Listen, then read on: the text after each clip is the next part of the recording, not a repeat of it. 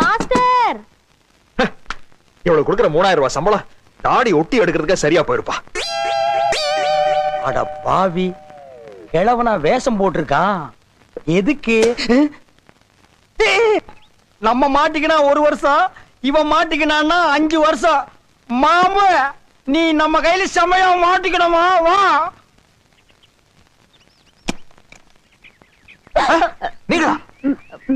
Master, எங்களை மன்னிச்சிடுங்க.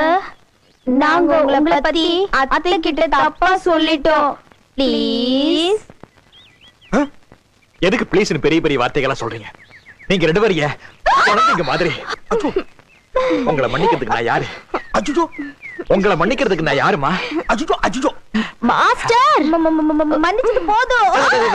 சரி, நீங்க 2 பேரும் பெரிய இடத்து பொண்ணுங்க இல்லையா? அதனாலதான் உங்களுக்கு பரந்த மனசு.